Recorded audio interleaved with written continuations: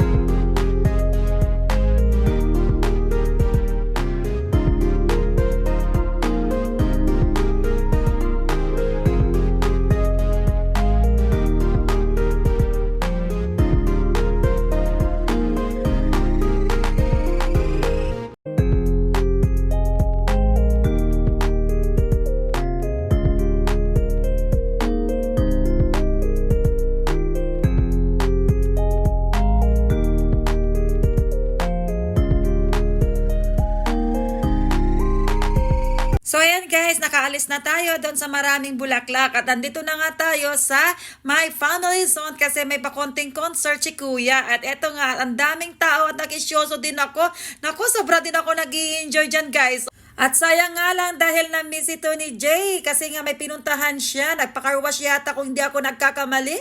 At ako naman ay sadya natutuwa dahil ang katabi ko ay napaka-energetic. O wala pa kaya lamanan guys. Ang importante ay nag-i-enjoy ang lahat. Time check, it's 9 o'clock na, katatapos lang ng show ni Kuya. At heto na ang magsisimula na ang next na event, ang Para Motor Show. So ang mga tao sa paligid ay nag-upisa ng ilabas ang kanilang cellphone at naka-ready na rin to take a video or photo. At sino ba naman kasi ang hindi may excite sa Para Motor Show, diba? Last time na nandito ako, na pumunta ako sa International Zone, na nag-ikot-ikot ako sa mga pavilions, eto nga ay nakita ko pero sa malayuan guys. Hindi ko masyadong na-appreciate that time, pero ngayon guys, nandito lang kami sa baba niyan. So heto na nga at nagsisimula na ang kanilang exhibition. Maya-maya may mga fireworks dyan.